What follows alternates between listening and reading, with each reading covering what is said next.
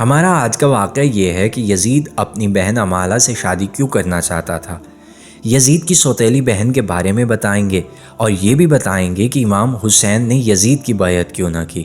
دوستو ویڈیو بہت زیادہ معلوماتی ہونے والی ہے، تو لہٰذا ویڈیو کو آخر تک ضرور دیکھیے گا۔ چلیے آپ کو سب سے پہلے امالہ یعنی یزید کی سوتیلی بہن کے بارے میں بتاتے ہیں، جس کے بارے میں یہ معلوم ہوتا ہے کہ وہ بہت زیادہ حسین تھی اور یزید کی سوتیلی بہن تھی۔ کم عمری میں ہی دونوں ایک ساتھ رہتے تھے، جس کی وجہ سے دلی لگاؤ بڑھ گیا دونوں کے درمیان، اور وقت گزرنے کے ساتھ ساتھ دونوں جوان ہونے لگے۔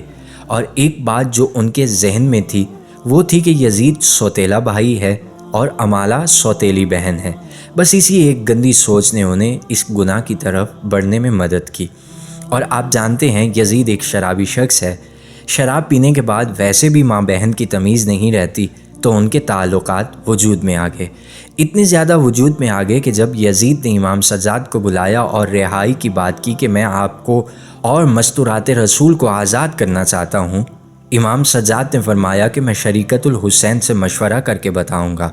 دوستو پھر امام سجاد نے حضرت زینب سے مشورہ کرنے کے بعد امام سجاد نے یزید سے کہا کہ ہماری کچھ شرائط ہیں۔ تو یزید نے امام سجاد سے کہا کہ اپنی شرائط بتائیے۔ تو امام نے فرمایا ہمارا لوٹا ہوا مال واپس کریں، ہمارے شہید افراد کے مبارک سر ہمارے حوالے کریں۔ دوستو یزید نے تمام شرطیں مان لی، مگر جب اس کی بہن امالہ کو معلوم ہوا تو وہ شیطان صفت عورت غصے سے لال ہو گئی اور کہا کہ قیدیوں کی شرائط پر معاہدہ کیسے ممکن ہے۔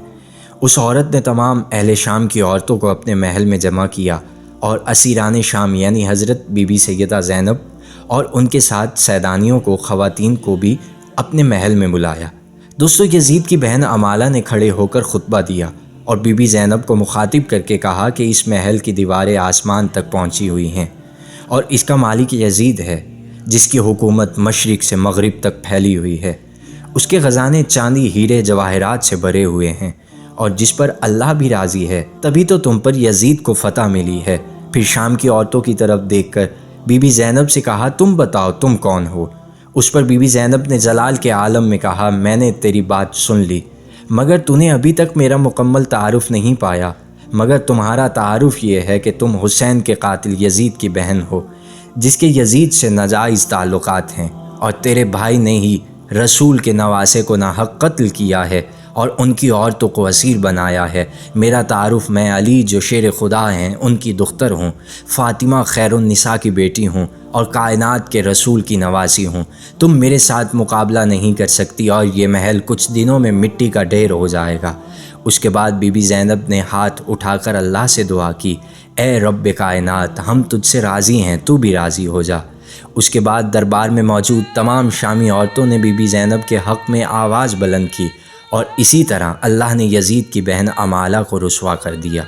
ایک روایت میں ہے کہ جب یزید نے اپنی بہن امالہ کے ساتھ شادی کی ٹھانی تو چونکہ وہ خلیفہ تھا، امت کو اس کی پیروی کرنی تھی، اسلام برباد اور ختم ہو جاتا۔ اس وقت حسین اکیلے رکاوٹ تھے۔ اسے اسی بات کے لیے بیعت کی کوشش کی جو کہ ناممکن تھی۔ اس اسلام کو بچانے مولا حسین علیہ السلام نکلے اور 72 تن قربان کیے۔ قرآن میں اس کو ذبح عظیم کہا گیا۔ دوستو یہ تاریخ کا ایسا باب ہے جسے بیان بہت کم کیا گیا ہے اور مستند اور جھوٹی روایات کہہ کر یزید کو بچانے کی کوشش کی جاتی رہی ہے، جبکہ یہ ایک حقیقت ہے۔ جو شراب پی سکتا ہے، جو جوا کھیل سکتا ہے، جو بندروں کو پال سکتا ہے، جو ہر وقت عورتوں یعنی شباب جیسی گندی لت میں شریک ہو سکتا ہے، جو امام حسین علیہ السلام کا قاتل ہو سکتا ہے، تو یہ شخص کیا نیک ہوگا اور ایسی بیہودہ حرکت نہیں کر سکتا۔ یہ ایک تاریخ اسلام پر ایسا داغ ہے جو کبھی نہیں ہٹ سکتا۔ دوستوں اسی کے ساتھ ہمیں اجازت دیجیے۔ اگر ویڈیو اچھی لگے تو لائک کیجیے گا، سبسکرائب کیجیے گا اور شیئر کرنا مت بھولیے گا۔